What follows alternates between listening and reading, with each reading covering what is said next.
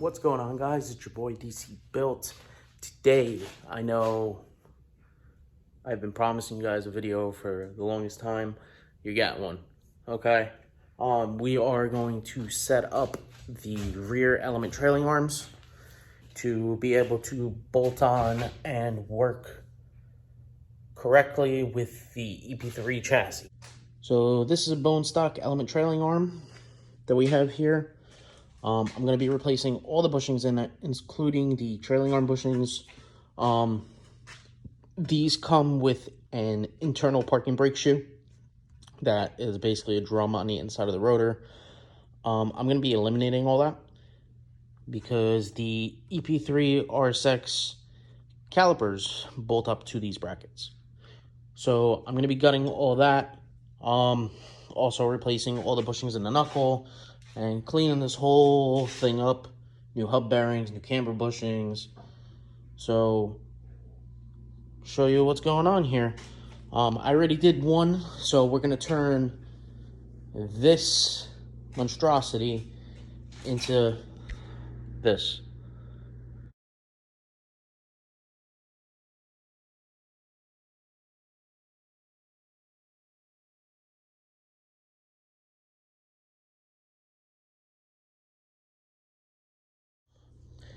Alright guys, so the first plan of attack is to get this knuckle disassembled from the trailing arm. So that consists of one 17mm bolt, which is right here, and this dreaded toe arm adjustment bolt. Now, for all you guys that are not in the Rust Belt Northeast, you know, this shouldn't be that difficult of a job. But since, you know, I live in Jersey and, you know, this element had God knows how many miles on it, I'm probably gonna have to cut that off.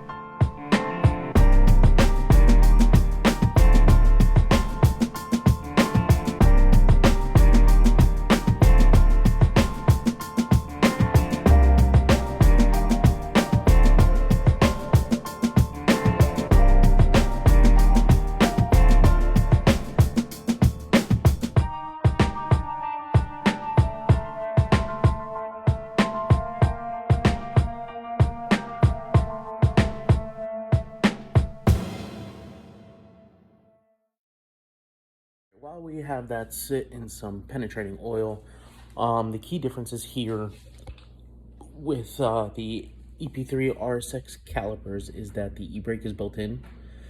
So with those calipers, I don't need any of that internal e-brake components. To me, I think it's just going to make things more complicated. So, I mean, if you wish to choose to use them, you're more than welcome to, but I'm just showing you guys the way that I'm doing this.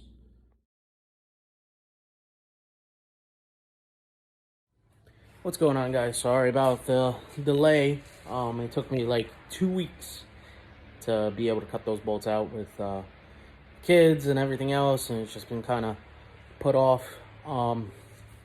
So basically, I kind of finished the knuckle over here. So in order to get rid of that whole internal e-brake situation, this is a brand new hub bearing. The old hub bearing, basically you're gonna have to hammer out, or press out, I should say, the hub, and then this whole assembly here with the internal parking brake shoe, there's like 3 bolts in the back, and the whole thing will slide off.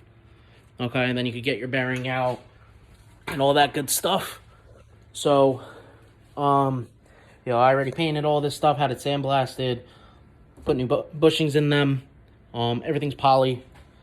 So we have poly knuckle bushings. These are energy suspension ones. And I have white line camber poly bushings. So, and these are brand new hub bearings. These are the original hubs in here that I pressed the blocks extended studs in. I just got to bolt this together. The trailing arm, I have to still put in the poly bushing on the trailing arm, which, you know, I had that all sandblasted. I just finished painting all that up. So this thing is all ready to go back on the car. So as far as putting them on, it's literally the same thing as taking them off. So basically you have your 3 control arm bolts, then you have your strut bolt, which would be that guy down there. I don't know how well you can see. And then you have 2 bolts over here that hold the front of the trailing arm on. So your best bet is to disconnect everything. I dropped mine with the knuckle still in place with the trailing arm. Kind of a pain in the ass, but at the same time, I really didn't feel like dealing with another set of toe adjustment bolts.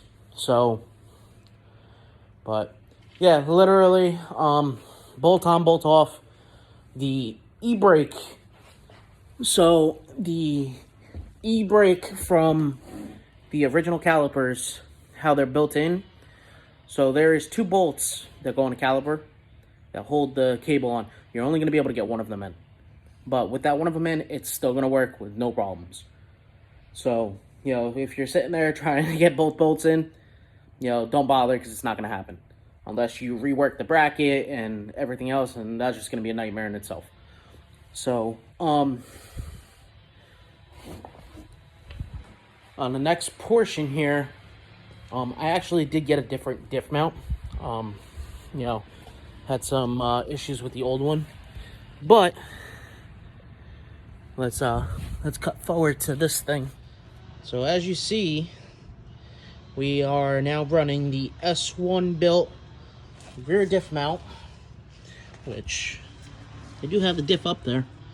You know, with an angle gauge to make sure the drive shaft angle matches the angle of the transfer case, which right now it is in the perfect spot. So I will be doing the upper diff mount, which is a weld-in / bolt-in, but they do recommend welding it in, which I do plan on doing. And then cutting a tunnel, and then we're ready to go send it to get the fuel tank made.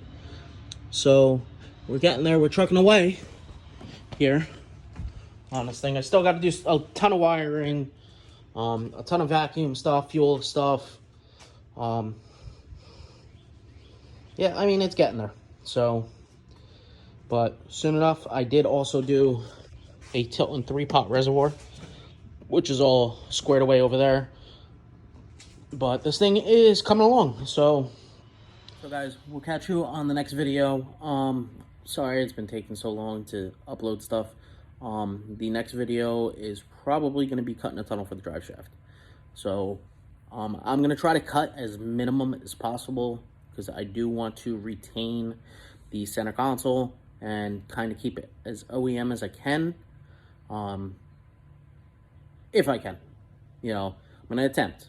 You know, no guarantees, but we're going to try to keep everything as OEM looking as we can. So I'll catch you guys on the next video. Peace.